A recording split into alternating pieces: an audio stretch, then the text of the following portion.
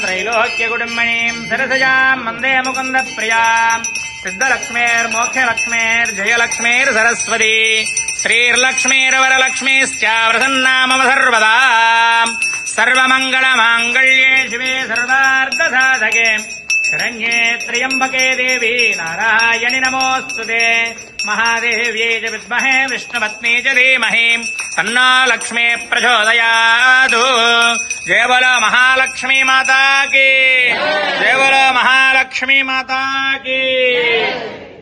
सहस्राक्षसहस्रपाद स भूमिम् विश्वतो भृत्वा अत्यतिष्ठद्दशाङ्गुलम् पुरुष एवेदकम् सर्वम् यद्भूतम् यच्च भव्यम् उदाम्रतत्वस्येषानः यदन्नेनादिरोहति एतावानस्य महिमा अतोऽध्यायागस्य पूरुषः पादोऽस्य विश्वाभूतानि त्रिपादस्यामृतम् दिवि त्रिपादोऽर्धबुधैः पुरुषः पादोऽस्येह भवात् पुनः ततो विश्वम् जक्रामतु शासनानशने अभि तस्माद्विराडजायत विराजो अधिपूरुषः स जातो अत्यरिच्यत पश्चाद्भूमिमधो देवायज्ञम् तन्वाय जातमग्निम् कविगुम् सम्राजमतिम् जनानावासन्नाभात्रम् जनयन्तदेवाः वनस्पतिर्भवेर्दिव्यैर्नानागन्धे सुसंमितम् आग्धेयः सर्वदेवानाम् धूपोऽयम् प्रतिगृह्यताम्।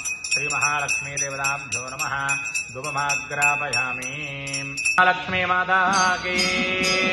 अग्निर्नः पादवृत्तिकाः नक्षत्रम् देवमिन्द्रियम् यदमासाम् विचक्षणम् अविरासम् जुहोदनम् यस्य भान्यस्मयो यस्य केतवः यस्येमा विश्वा भुवनानि सर्वाः सकृत्तिका परब्रह्मसानः अग्निर्नो देवस्तु विदे दधातु। लक्ष्मी चरणलाक्षाङ्ग साक्षात् जातवेदामोर्जयन्त्या पुनातु।